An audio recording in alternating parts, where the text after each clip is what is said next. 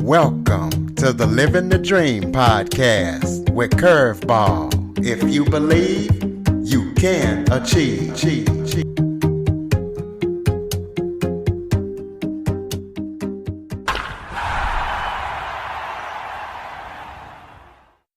Welcome to the Living the Dream with Curveball podcast, a show where I interview guests that teach, motivate, and inspire.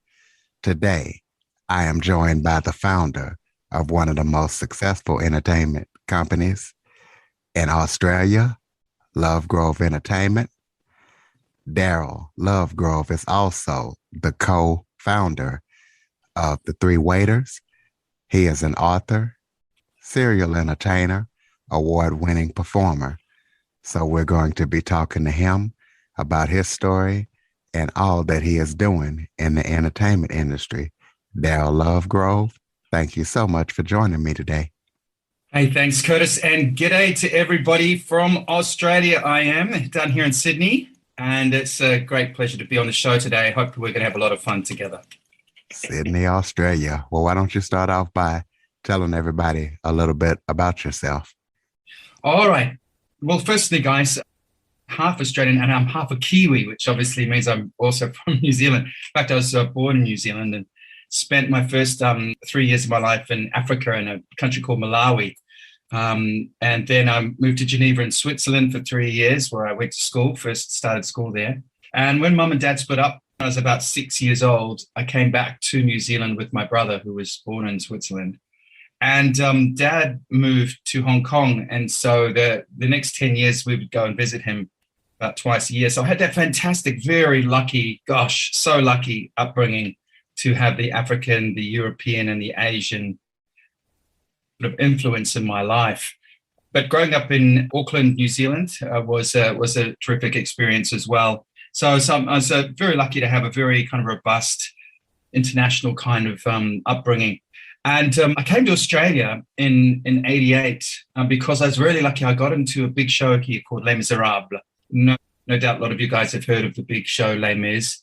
And it was the Australian original cast. They'd just done a year and they were having a cast changeover after the first 12 months.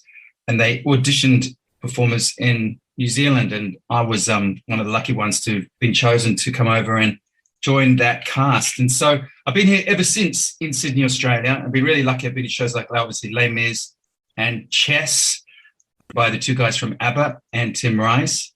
And also played Jesus in Jesus Christ Superstar in the mid-90s, a big 14, 15-month tour of Jesus Christ Superstar throughout Australia and New Zealand with the guy, Judas. My Judas was a guy called John Stevens, and my Mary Magdalene was Danny Hines. And it was an incredible experience. So really lucky to have had an amazing experience being lots of shows, not just those ones, but lots of plays and other types of musicals. And it got to the end of the 90s when all of a sudden, I was at the crossroads because I'd accidentally, I put the word together accidentally, with a mate of mine who I was a flatmate with. We accidentally created this show for the corporate entertainment world. And if you're not sure, the listeners out there, what that means is think of gala dinners, think of awards nights, charity nights. Think of when people come together for sort of a 3-course meal and there might be some speeches and there might be some entertainment. And that's called corporate entertainment. That's the world that I'm now involved and have been for 20 years. And that started off because my mate and I, we created the show where we dressed up 3 opera singers as waiters. And we were there, obviously, 2 of the original 3. And we walked around the dinner, one pretending to be an Italian, one pretending to be a Frenchman, and the other a local. And we would talk to everybody on the tables in our accents and fool everybody, basically hoax that we were these European waiters. And then when the entree went down, the main meal, we unleashed ourselves on a very unsuspecting audience with a very funny, interactive Three Tenors style show. So it was very operatic. And we did it as a bit of a joke and it exploded like you've never believed. And I still can't quite believe it ever happened. It was just this thing that all of a sudden everybody in Australia was telling everybody about it. You have to get this thing into your event where, these 3 opera singers walk around and do the show. It's incredible. So the wildfire, next thing is, within 6 months, we've done like 50 shows. It's going like crazy. And then 2 years later, we set up some teams in the United Kingdom, office in London, And then 2001, we set up an office in Los Angeles, and we had about 20 performers all around America. And we were now, by 2002, 2003, the biggest corporate entertainment act in the world. It was just one of those things that just went ballistic, and we were just amazed watching it as much as anybody else. And it was incredible 11 years I had building it up all over the world, this thing called the Three Waiters, and have a look at it if you're interested. And I sold out of it back in 2009, so I'm not in any of the images. It's a long time ago, and they've put lots of updated stuff now since then. But I was, with the two guys who put that together, and it's still doing, before the COVID lockdown, still doing pretty good business. So it's a big story I tell, because it's an amazing story of entrepreneurship, of taking risks, of giving it a go, and, I guess following your passions. And that's what I did in a big way, and it paid off hugely. And ever since then, Curtis, when I sold out in 2009, I created my own company, and you mentioned it in your introduction, and that's Lovegrove Entertainment. And I've created about 8 or 9 other acts, which have done very well. But just here in the Australian market, I haven't gone global with any of those. And it's been an incredible experience, during the global financial crisis, as well as obviously COVID, and lots of things have happened in between. And so I wrote a book about it last year during our very first lockdown here in Sydney. And, people have always wanted to know the story, and I tell the story of my career, but also the Three Waiters, and also post Three Waiters. And it's ended up being something that's just very inspirational for a lot of people. They want to hear a story from someone who's been at the coalface, who's really done it, who's taken huge risks and created a global brand. And I guess that's really my story in a nutshell. There's lots more to it. But yeah, so hoping today you guys, can get some inspiration from my story, and maybe go out there and live your life to full potential. Well, tell us what your life was like before becoming a big global entertainer. Well, I'm not a global entertainer, but the brand certainly is. And life before that, as I was saying, it was as a performer, as an actor, and it was a marvelous experience. Ever since I was at school, I was wanting to be on stage and perform. I did the sensible thing though. When I first left school, I trained to be a school teacher. I got that out of the way.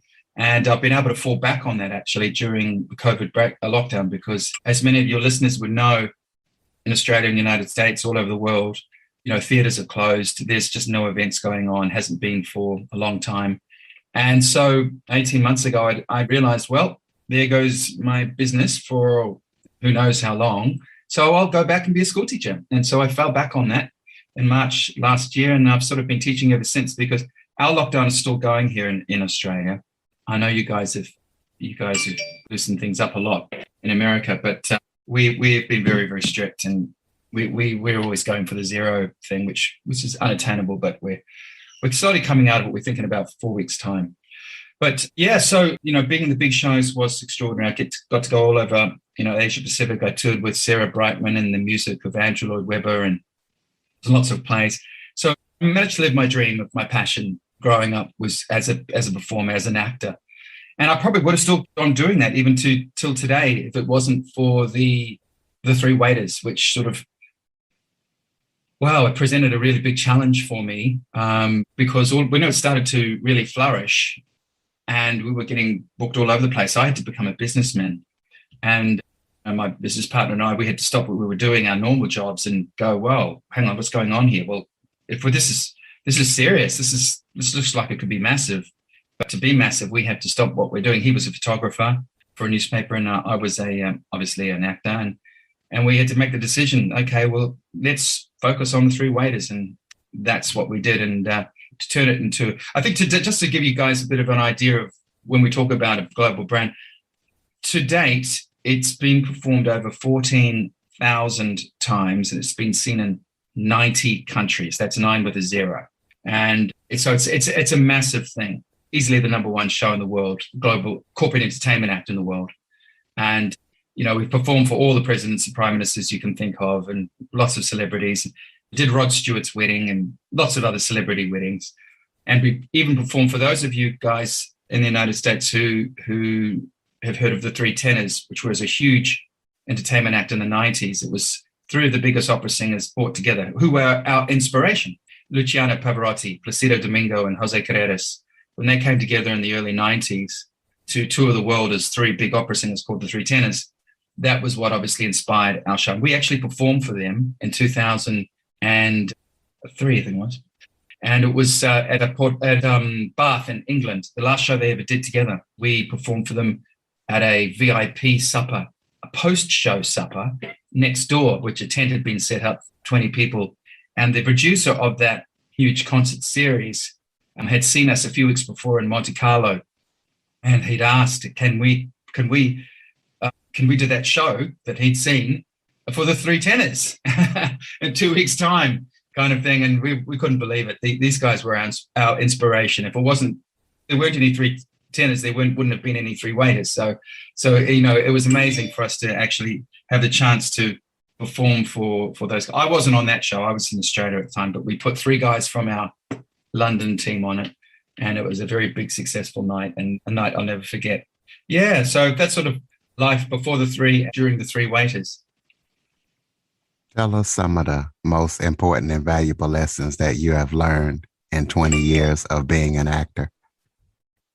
Well, I'm probably being an actor. That's a tough skin is the first thing I think of. We all, I suppose, a lot of us, we'd like to think when we're in our teens growing up that we could, maybe if we love singing, if we love acting, we could do it professionally. And the truth of the matter is all those rumors that you hear is absolutely true. It's very, very tough. And if you're going to want to be in the world of acting, you've got to appreciate the fact that you'll be out of work more than you are in work. And that goes with some of the biggest stars in the world. Even today, they don't, if you actually add up all the weeks that they work, there'll be more weeks in their year that they're not working than, except for maybe a few very, very keen to work A-list movie stars who seem to go from one movie to the next. But other than that, so you've got to really realize that you're going to be standing in front of audition panels a lot, and you might have the great voice, you might have a great accent, you might have something about you really is amazing, but they just cannot see you in the role that they are envisaging. And so you've got to be able to take that rejection and not take it personally, because there's plenty of people who come in, because I audition people all the time for my acts. And so I've been on both sides of the table. I've auditioned and been the auditionee many times. And I've had some fantastic people audition for me who are just brilliant what they do, but they're not right for the show that I'm looking for. So, so the key is to have a thick skin and treat it as a bit of fun, go in there, have fun in your auditions situation, and be prepared that they're going to say thanks, but we won't be needing you this time. And if you can do that, then you can really free yourself up to throw yourself into that craft and that industry. And because now and then, you are going to get the odd role, which is great. But so what you do in your spare time, though, is important as well. So, I recommend that you, find something, a B story, to your life that you can always fall back on. And it might be waiting in cafes. It might be stacking boxes in a supermarket. I don't know. I like to think that getting a teaching degree was a great thing for me if I was to go back in the acting world, because, I can always be a casual school teacher, a leaving school teacher in the times that I'm not working. And so that's when I think about, you say, what was it like 20 years as an actor? It was extraordinary experience. Got, lots of travel, lots of opening nights and closing nights and great reviews and the odd bad one, and the whole gamut of 8 shows a week with a lot of the shows I'm in, and lots of concert performances. And, I really got to live that. I still kind of do the odd thing now and then as well, even now. But no, I don't regret it at all. And as I say, I'd probably still be doing it if it wasn't for this world of corporate entertainment coming in and becoming a businessman. And now I love employing performers myself and getting out there and getting them on stages in front of audiences, and if I can, performing still myself. Yeah, I've had a remarkably lucky life. I'm very fortunate. And somewhere in there, I had a family and got 2 daughters who are a bit grown up now, 21 and 16. And so, I can't complain at all. I've had a lucky time of it. Well, I know that 9/11 had a big impact on your industry. Tell us how you managed to survive the impact of 9/11 on your industry. Yeah, thanks for bringing that up, Curtis. You've obviously had a look at the points in the book there. 9/11 was an extraordinary time for us because we just launched the Three Waiters in America in January at a big exhibition sort of trade show in New Orleans in January 2001. And we moved in, we set up a place in Marina del Rey in Los Angeles in of March that year. And they're still going strong, going very strong in England, going very strong in Australia. And now we were starting in the United States. So it was a very exciting time for us. And the first 6 months, those 6 months leading up to 9/11, me flying all over the place, meeting people. In those days, there still weren't DVDs. And so, I had a Santa sacks full of VHS cassettes that I was with our promo video continually, sending out on the mail every second day, going to the post office, lining up and sending out hundreds of VHS cassette tapes. And I'm going to industry association meetings and meeting as many people as I could and trying to get them to watch the promo video, because I knew once they'd watch it, they go, wow, that looks great. Yeah, I'm going to try to get that at my event. And so it was a struggle to do that, because the United States was quite different to the UK and Australia, because it's so big. You guys have got a country so big there, and your cities are so massive. It's like you've got 3 Londons, 8 Birminghams, 10 Sydneys, and 11 Melbournes, and it's like, so it's hard to make a big splash in America and get a ripple effect going, as it was easily done. Well, not easily, but as we were able to do in Australia. We just had to get a bit of brand awareness happening in Sydney and Melbourne, and the rest of Australia found out about it pretty quickly. Same with London. We were doing very well in London very quickly, and it spread out. The next thing is we're all over. We've been booked gigs all over Europe and all through the UK. And so not the same in America. We did some what we thought reasonably high-profile events, but really they just didn't have the same effect. And so it was a big struggle. But by the time we got to about September, we were starting to have a few, and it was starting to, we felt the train was starting to leave the station. It was just taking a lot longer to do it. And of course, 9/11 happened. And I was in Sydney at the time, and Mark, my then business partner, was in the Los Angeles office, and I told him to get out of bed and turn on the TV to watch what was going on. And we knew instantly that things were going to be very different very quickly, because we knew this was going to affect events in America in a big way. And it did. It really, people, I guess, just all of a sudden didn't want to be seen to be putting on lavish parties and big events. They didn't want to be seen to be kind of having a good time when the whole of America was in mourning and in shock. And so all those gigs that we had been able to sell were just cancelled or postponed. And then immediately a month later, I flew into Los Angeles and swapped places with Mark. And I was faced with a dilemma that it was really, really hard to sell the show, because people said, like, we love it, but there's no event to hire you guys for, because we're cancelling events here. We're postponing, and this is not working out at all. And people don't want to fly, which is a very big problem, as you guys know, in the States. And if people don't want to fly anywhere, then it's very hard to put on events where people can fly into. So but I sat down. There was a few times where I thought, my word, maybe we're going to have to just forget it and just concentrate on England and Australia, and just say, look, the United States hasn't worked. But I couldn't do it. Day after day, going, I think we need to get out, but I just can't. It's almost like I didn't have the guts to do it. It was like, I just knew America was going to work. And this was a huge setback that really just shattered the whole industry. I was going to association meetings where people were in tears, and, the whole events industry just didn't know what to do, but they were all looking at each other and sharing war stories and not knowing what on earth to do. I was going to the big meetings with all the Hollywood planners, all the Hollywood party planners. And they were like, well, there's nothing going on. The phones are not ringing. It's a big problem. And I was a member of the Southern California chapter of the International Special Events Society. And wherever we went, we were trying to talk it up and saying it's going to change. And, and of course, eventually it did. That's the news. And we did hang in there through those very difficult months. And when we got to the new year, February, March, things had started to move again. And I'm just really glad that we hung in there and stayed in there, because by, I think, May, June, we won the first of what's become many big awards. We won Entertainer of the Year with the Event Solution magazine. And we've won quite a few more awards in America since then. And we've kind of never looked back since then. So it was a big example of resilience.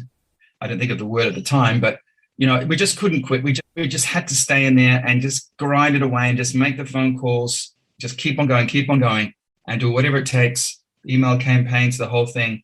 And then the phones eventually started ringing again. And by the time I'd left in sort of Easter, the 6 months following 9/11, we were back on the road again. We were looking pretty good. So that was really what 9/11 was. A very worrying time, very big learning experience for us, because up to that stage, we'd had 3 years of just unbelievable exponential growth, where the whole world wanted it big time, wanted our product. And we were just, putting teams all over the world, everywhere, to meet the demand. And we managed to, meet that demand. And then all of a sudden 9/11 changed everything. And it was a very big, tough growing process for us. But, we hung in there, we got through it, and we're very happy that we did.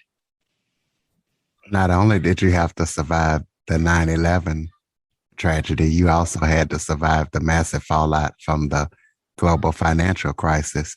How did you manage to survive that? That was a really tough time, Curtis, because that was the time that I sold my shares in the Three Waiters. After 11 years of continually flying around the world and keeping an eye on the show and keeping the brand at its top peak and making sure all our performers were happy and the whole thing, I started to feel that maybe I wasn't enjoying it as much as I used to, and I knew that I could probably sell my share in the act.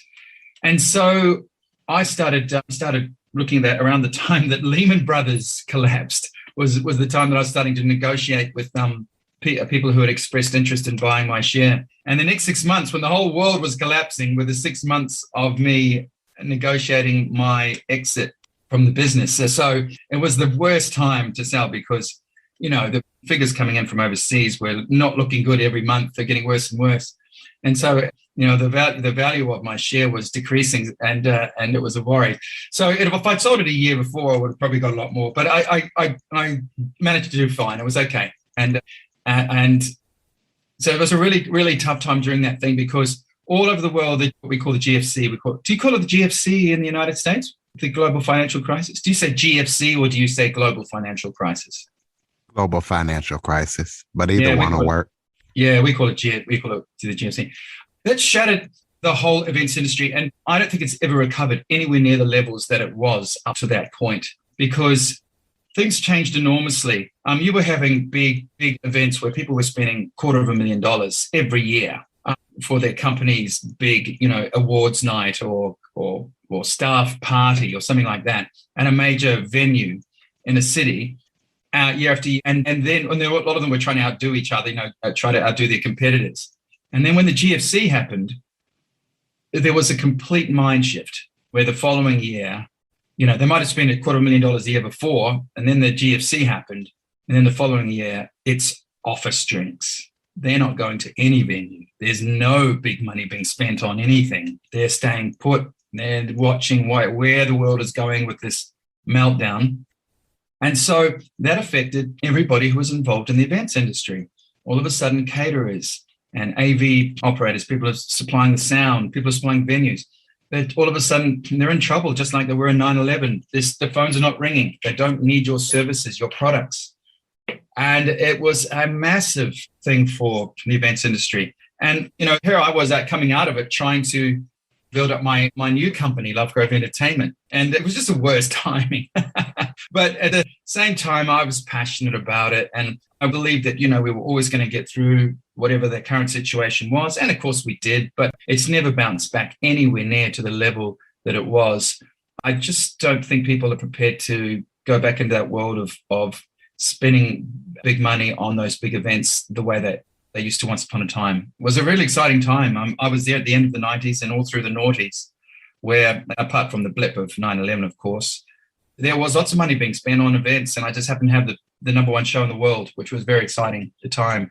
So yeah, the global financial crisis was changed the whole look of the events industry, and it's never been the same again. And it's kind of like whatever kind of size businesses there were in those days, they're now very, very much smaller kind of businesses, a lot less and more employees.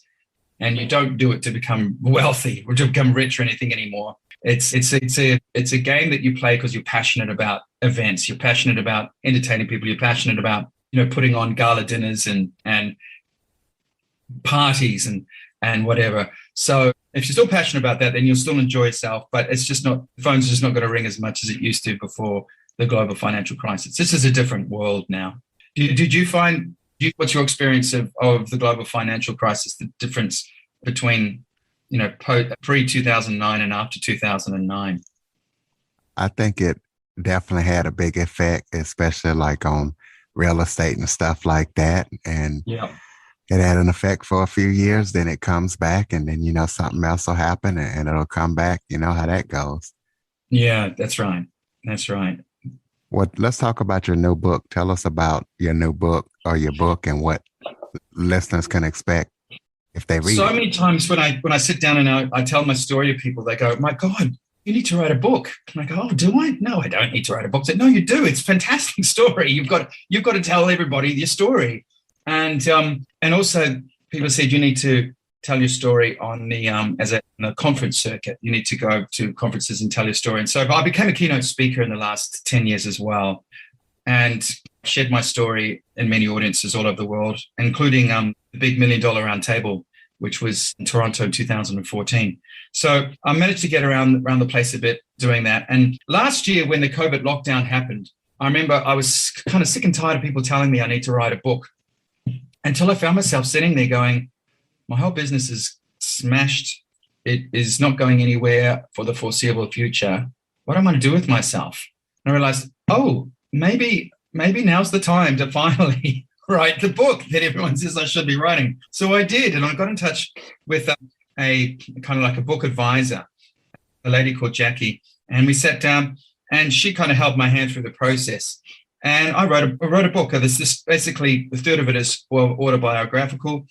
The second is business ethos, and the third one is very much a micro, looking at what we can do and with ourselves in reinventing ourselves and staying relevant and building our resilience. Those are the 3 R's that I talk about a lot, about relevance, reinvention, and resilience. Those are 3 things that I think I've got a first-hand experience to share with people, and I base it on anecdotes of my life, my career, and got some great stories in there of not just from the stage, but in business and personal life and all that sort of thing, and put it all together in the book. It's called "Why Haven't I Heard of You?" And people say, "What do you mean? Sounds like a cool name, but where did you get the name from?"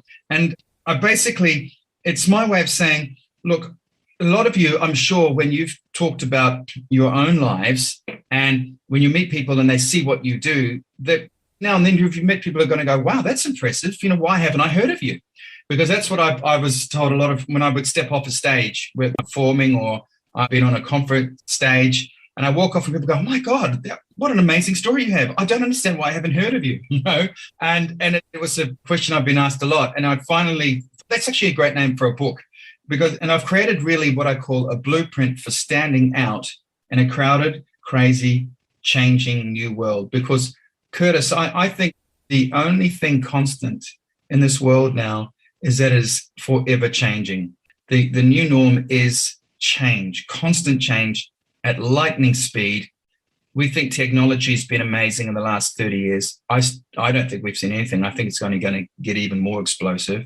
And we have to now really look at ourselves and go, whatever our parents' generation did to get ahead and excel and reach their full potential, it's a very different world that we operate in now. It's a world of the technical side, the digital side of things, and that's every respect one that we must embrace.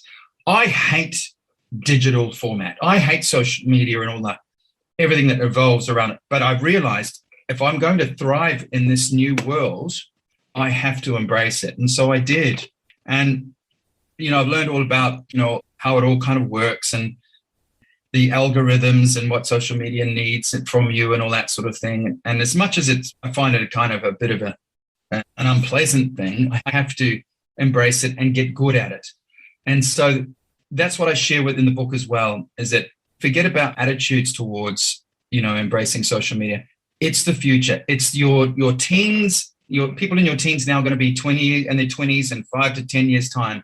They are going to be your audience, your market. Where are their eyes going to? They don't look at advertisements in a magazine anymore. They don't read newspapers. They got their eyes firmly on their phone. That's the interface they look at, and on computer screens. So we have to know with the 20s and 30-year-olds of today and tomorrow, how can we, if we're selling products and services or whatever we do, we're putting thought leadership out there, how's it going to be seen? And I talk about that a lot in the book of how it's going to be seen and how we must do what we can to get our message in front of those people, in front of those markets. As well as, I say, in the third section, we've got to do with ourselves, and to make sure that we stay relevant in our industries, we stay relevant in our organizations, in our communities. If we want to really stick out and be seen, because everybody is going to be loud saying, pick me. And we have to, if we're really passionate about what we're doing, if we really want to be influential in what we were doing, we want to be seen, we want to be heard, we want to be taken seriously, then we better get smart quickly to know what kind of world we're operating in and what we've got to do to be seen and to stand out in a crowded, crazy, changing new world. And as I say, I talk about relevance, reinvention, and forming our resilience, and about focus. And there's so many ways you can do that. And I talk about them a lot in the book, everything from our lifestyle. People are living longer, and which is really great. And I think retirement ages are going to go up and up. So we have to work out with our health. We've got to stop eating crap. That's what we've got to do. So we've got to stop eating all the sorts of things that are killing us and putting us into hospital. And I'm so glad today, because we're talking, Curtis, the North American experience is unbelievable, is that you guys, your hospital rates are off the track. You're still not eating as well as you guys should. And I saw it there when I lived in the United States, for that 10-year period, is that you're still eating far too much and you're eating a lot of processed crap. And I'm thinking that you really would get a lot out of this just by really confronting themselves, saying, I've got to stop eating crap and I've got to start eating what all the nutritionists tell me I should eat. You've got to get fit. We're going to live longer. What's the point of it if we're constantly limping around, or we've got crutches, or we're walking sticks, and we just haven't, and because we punished ourselves when we were younger. We've got to get fit. We've got to stay fit. We've got to serve people. We've got to find out how it is that we can serve other people's needs and wants. We're all in this together. We've all got our own journeys. We've all got our own pain. We've all got our stories. And the only way that we're ever going to really be happy is trying to make sure that we're cognizant and aware of other people's pain, other people's needs, and what are we? Are we going to help other people out rather than just ourselves? If we can find ways of doing that, we're going to be a lot more happier ourselves if we can find ways of helping other people. I'm always talking about re-educating and staying curious. I'm really worried in this modern day age of low concentration levels and attention spans, how much we are switching off. People, I know the news is a terrible thing, and all the big news stations want to shock us, and they want to put fear in us and all that sort of thing to keep their ratings going. But it's turned people off so much, they just don't know who the prime minister or presidents of countries are. They don't know what's going on around the world, and they think, oh, well, I'll find out eventually. People have just switched off in interest. And if you're going to play that game, you can't be surprised if you're not being taken seriously yourself, because you've got to stay curious about what's happening in the world. You have to know what's going on.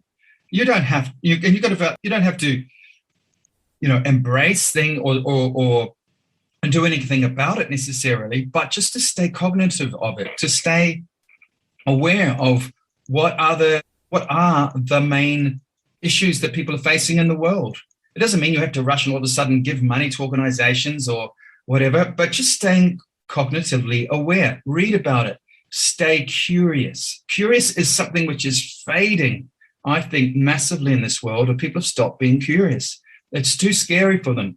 And they go, oh, look, I'm just gonna be in my own community, hanging out with people I know and trust. And what's the point of going out there and learning what's going on in the rest of the world when it's all a bit scary and it's too much? No.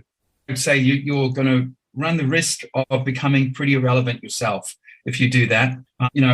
People are always, when I meet people always quietly comment to me how impressed they are that I seem to be aware of a lot of issues going on in the world. I seem to be, quite knowledgeable about current events. That's a big plus. That's something that I hold on to, and I say everyone should, guys, if you really want to be taken seriously, stay relevant in this world, you have to know what the hell is going on in the world. And don't switch off, but embrace it. Be curious. And, can you be part of the solution? That's another message I have. And re-education is part of that as well. We never stop learning, ever. There are people for good reasons who are getting university degrees in their 80s and their 90s. You never stop. Your brain is the most wonderful, wonderful organ you have in your body. And it's the one that's going to keep you together. It's the one that's going to keep embracing life and waking up every morning with real purpose. And what else? In that book, I talk about ways of keeping ourselves together. And one of them is of meditation. There's a whole lot of ways we can keep calm and keep on top of things. I talk about my own experience of finding transcendental meditation for me, and it could work for other people. That's as an option I talk about. I talk about embracing technology and starting to learn the tools. And really important to attend. If you're in the industry, make sure that you attend trade shows of your industry and go to conferences, meet like-minded people, share war stories, learn, keep curious about what are other people doing, what is out there that I can make a contribution, what problems can I solve. About understanding clients' needs, that's another important thing I talk about. I talk about looking at, if you're in business, what makes your competitors successful. Don't just dismiss them and see them as an annoyance. Actually, what is it that they are able to do? And is there something there that I can kind of do as well? But obviously with your own flavor. And, having a social presence is important. No matter how much we think of the evils of Facebook and Instagram and all that kind of thing, there's ways that we can also use it, which isn't all about, oh, look at me having a cocktail on the beach. There are ways that you can share your soul, your inner thoughts, where you are a person who is influential in a really positive way, that you have something to share and to use it in a right way. I talk about building a reputation as a problem solver. That's a massive thing that people forget. What's the best value you can really be to people is that you solve problems. If you're going to be a person who complains a lot, and seems to be always forthright saying you're offended by things and that, what makes you upset, you're pretty useless to anybody. So what if you're offended? So what if you feel this way? Other people don't care. What they will care is if you come up and say, hey, I've got a solution for that. Oh, have you? What's that? And you can come forward and be a person of relevance. And if you can share, if you can become a problem solver, a person with ideas, that is a massively useful asset to have. And so I talk about, coming across it, working more on being a person who solves problems rather than announces problems, or is a person who likes to share problems. And through that is becoming a better communicator. That's another big theme. We don't really concentrate on the way we communicate. A lot of us just shout to the hilltops and hop up and down and think that we're communicating really well. And a lot of the time we're losing our audience. If we can find a way of communicating in a way that's calm and rational, you'll be amazed by the power that you will have, the influence that you will have over others. So I talk about that in the book as well, about becoming a better communicator. And going back to the business ethos thing, which is another thing that people ask me a lot about. In the business world, in the entertainment world, you've probably heard of this phrase called hitting the high notes. Have you heard of that before? Hitting the high notes? Yes, I have. Yeah. And of course, it's in many ways, that's just another way. It's a show business way of saying, of peak performance, of working at peak performance, of continually hitting high notes, of continually excelling in your work, in what you do. And with that, I believe the foundations of peak performance, purpose, action, resilience, and focus, and values. And those are the big chapter headings I have in my second section of the book. Purpose is a massive, massive thing. And to all the readers out there, here's a little exercise that I do with people at a conference. Because purpose is everything. I should have probably started off by talking about purpose more than anything with this book, because a lot of us don't know how to define our purpose. And that is an amazingly important thing to do. Someone asked me 10 years ago, and they said, Darryl, can you tell me in one sentence, just one sentence, not two or three, one sentence, what is your purpose? And I sat there and I thought about it, and I thought, oh my God, I don't know really.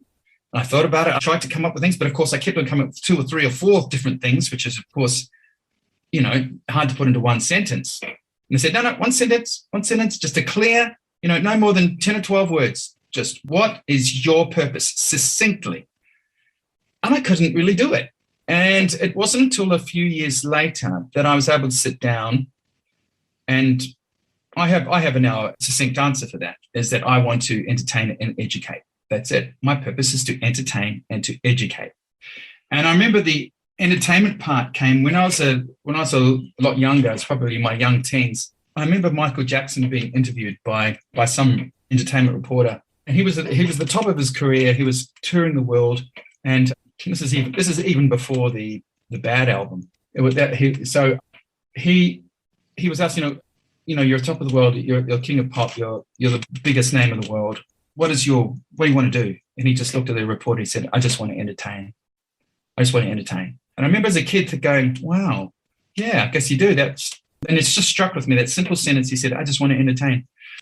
And I knew that that's kind of like what I wanted to do. Now, obviously, I'm not in the pop world, and I'm not even a speck on the toenail of Michael Jackson, what he was able to achieve. But the point is that I've been able to live a very fulfilling life in a different genre with that same purpose. I just want to entertain. And I've been at 1,500 special event gala dinners. I've been at, over sort of 400 concerts. I've performed, thousands of nights in front of 2,000 people in some of the biggest shows of the world.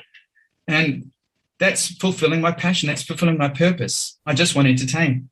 And the other part of is to educate. And because I did become a school teacher early on, because I came from an education family. My grandfather was a principal of a number of schools, and he ended up becoming the principal of Auckland Teachers Training College in the 50s and 60s. And then he was invited by UNESCO to lead a delegation to Addis Ababa in Ethiopia in the days when Emperor Haile Selassie was the emperor of Ethiopia. And their instructions were to build a sophisticated education system in Ethiopia and to build training colleges for teachers. And so he spent 10 years there.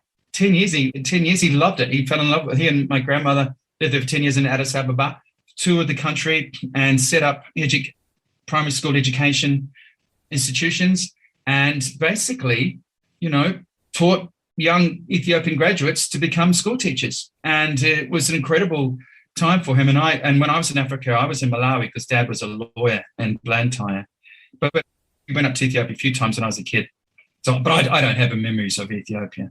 But it was just it was in my blood, was education. And so when I became a school teacher, I never actually taught for many, many years. In the back of my mind, in the last 18 months during COVID, it's come home to me just how much I love teaching in a way that I never really thought before, because I hadn't really had the chance to do it. I was a trained teacher, but I hadn't really taught. But I have now for the last 18 months. I've had kids every day, and I've loved it. So those are the two purposes of my life, is to entertain and to educate. And if I can keep doing that till my end of days, I think I'll be ecstatic. But a lot of people, once you've done that, once you've got your purpose. So I say to my big message to all the listeners out there today is really try to find your purpose. It's a hard thing, and it might kind of almost upset you that you necessarily can't really nail it down, and therefore you might feel quite, loose in the world, like you're on a boat which has no sail, and you're just floating aimlessly. And it is important to sit down and actually work out, what the hell am I on this planet for? What can I really do with my time, my precious time on earth? What can I do to be of service? What can I do to really make a mark, to make this world a better place? And to, forge a career for myself and to be someone of significance, rather than just be a player in the background. You might be quite happy being a player in the background, and I'm not putting that down at all. But if you're listening to this podcast, you're someone who actually wants to make a mark in this world. And so therefore, first thing, if you're not sure how to do that, is to sit down in one sentence and write, what is your purpose? Could be anything. Could be anything from, I want to feed my community. I want to help my community to learn how to read. I want my community to stop fighting. I want my community to love each other more. I want to be a teacher. I want to be an architect. I want to help people who are I want to help women who are abused. I want to help families who are struggling. There's just so many things that you can be involved in. And you just got to be able to write it down in one sentence and really look at it and chisel it and refine it. And then after that, when you've got that, you've got to write down the word action. Action is important. Action means going out there and actually taking action. Doing what you know you've got to do, which could be difficult, but you've got to do it anyway, and start making your purpose a reality. Start doing whatever it takes. Get out there and make it happen. Then you're going to, that way you can build momentum. Momentum is a big thing. Momentum is a thing that comes from action. If you take action and you're really passionate about it, momentum builds. And when momentum builds, it's a wonderful thing. Whenever all of a sudden everything is taken, it's just for you almost. But then along the way, you'll notice that momentum comes and goes. And you're going to hit lots of brick walls along the way. You're going to have some high notes to hit and some pretty low ones as well. And some days you'll question what on earth you're doing it for. And other days you're going to be thanking the heavens and jumping up and down, woohooing, doing a happy dance. But the happy dance days don't happen all the time. So if you can build an inner resilience, an inner way of saying, I'm going to be okay. I know I'm going to be throwing curveballs all the time, but I'm going to let them bounce off me, and I'm going to get up. I'm going to shake the dust off my shoulders and get on with it. And I've had so many times that I've hit brick walls, and I talk about it in my book. For some reason, I'm okay. I wake up the next morning, I'm like, it was a bad day yesterday. Let's start again. Let's get into it today. Let's change some things. Let's take some action that we start to improve the situation, from whatever that is. So if you can build up the tools of your inner resilience, then you're going to be a very successful person. And with that, along with that, of course, eventually self-belief. And self-belief is the ultimate high note. Self-belief, when you truly believe in what you're doing, that you can achieve anything that you want. And I've been there, and I know what that's like. And that's what I try to do every day, have the purpose, have the action, have the resilience. And with that, I'm built with the self-belief that I need to fulfill those ambitions and dreams that I still have. So those are the main cores of peak performance that I talk about. And part of that too is that one word I forgot to mention is focus. There's so many distractions that when you do take action, when you have your purpose, that you've got to focus. Focus is hard, but you've got to do it. And along the way, if you've got the right values, and I do mention values is important. If you've got that mix happening, then the only good things can happen. So that's a rough idea there of the book that you were asking about, Curtis. Hope that kind of gives your readers a bit of an idea. It does. So tell us about any current upcoming projects that you're working on that people need to know about. I've got a really exciting, I can't tell you about, because I've developed this world first thing over the last few years that I'm currently in negotiations with a big Sydney hotel, and all the hotels are closed in Australia. They have been for 18 months. There's been no reason to go to a hotel. and they're in a world of pain. Got these massive 5-star, the Hiltons, the Stanfords, and no one's going to them because we don't have any international visitors in Australia. You're not allowed to come to Australia. Even if you wanted to, Curtis, you'd have to do 2 weeks in a hotel quarantine. If you're prepared to do that, that's fine, but you've got to pay for that hotel quarantine too, by the way. Otherwise, we're not going to allow you into the country. It's all a bit very strict and very, very tough. So the hotels, of course, are in screaming agony. There's no one at all. And I was in the city the other day. I was in Sydney City. It's a fantastic city. If you've ever been to Sydney, or if any of your listeners here, you know it's a brilliant city, and it's on the waterfront. There's the Sydney Opera House, the Sydney Harbour Bridge, and there's no one in the city. It's a ghost town. These big sprawling roads, main roads and arteries and buildings, and no one's there because we're in lockdown. Unlike your American cities, which are back open again, which we look in horror. We go, what on earth are you guys doing? You've got growing COVID cases coming out of your ears. We're nearly at 70% vaccination, and we're still not prepared to open. Whereas you guys are only like 60 or 5 or that. You're bring up thousands of you guys are getting COVID every day. But anyway, that's another story. Yeah, so talking with a major hotel of a big thing, which I think is going to be a world first. And it's going to, can't give too much away, but it's going to involve, no, I can't even mention it because I don't want anyone to know. So I know that's not much fun and it's not useful to anybody, but I probably shouldn't have even gone down there. But I do have a big project, and I'm hoping that by March and April, we're going to launch it, and it's going to be a big thing. In the meantime, there's not much news when you're in the world of a lockdown, except that I'm still loving being in front of the classroom, being in front of the kids, teaching that. I also made a CD last year of the big show-stopping songs from my career and also from the musical theatre world. So with the book, there's a part at the back which gives you a URL. You can download them all for free. I recorded 10 tracks, big songs from the big shows. And if you've got the book, you can just copy the URL and download all of those 10 tracks. So that kept me busy last year as well. Yeah, so no big projects this Christmas yet, or what we're doing leading up to Christmas, because there's nothing happening, and all of Australians very frustrated. We desperately want to get out of this lockdown and we want to get our lives back. But until then, we can't. And so it's all about planning for 2022. That's the year where hopefully our lives come back together again and we can hop on planes and go anywhere we want. At the moment, we can't go anywhere. So it's really tough for us. We've been very ultra strict. What city are you in, Curtis? I am in Junction City, Kansas. Wow, right in the middle of the United States. I've flown over Kansas many times. Absolutely. I've flown from LA to New York many times, and I've been closest I've been to you is probably, you're not far from Indianapolis, are you?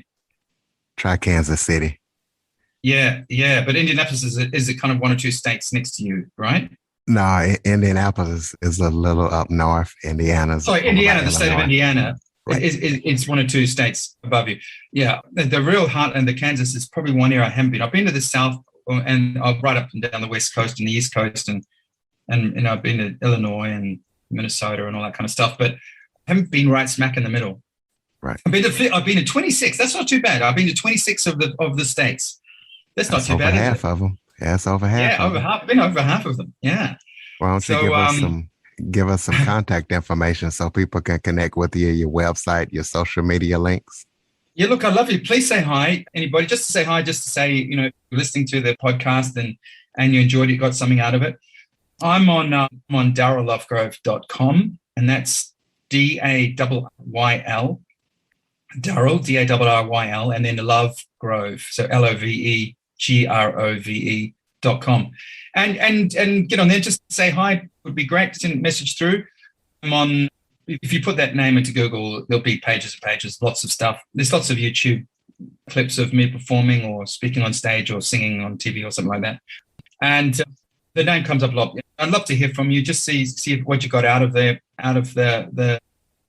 podcast today. And yeah, I really appreciate any feedback. That'd be great. And what else can I say? Really, the book, that's a bonus. That'd be great. I think you get a lot out of it. And of course, make sure you download those tracks for free. Or, as I say, just say hi. That'd be fantastic. I'd love to hear from you. Ladies and gentlemen, darryllovegrove.com. Be sure to follow, rate, review, Share this episode to as many people as possible after listening. Also, Android listeners, go to the Google Play Store, download the Living the Dream with Curveball podcast app. Darryl Lovegrove, thank you so much for joining me today.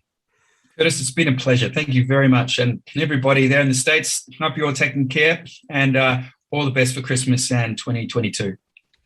For more information on the Living the Dream podcast, visit www.djcurveball.com. Until next time, stay focused on living the dream.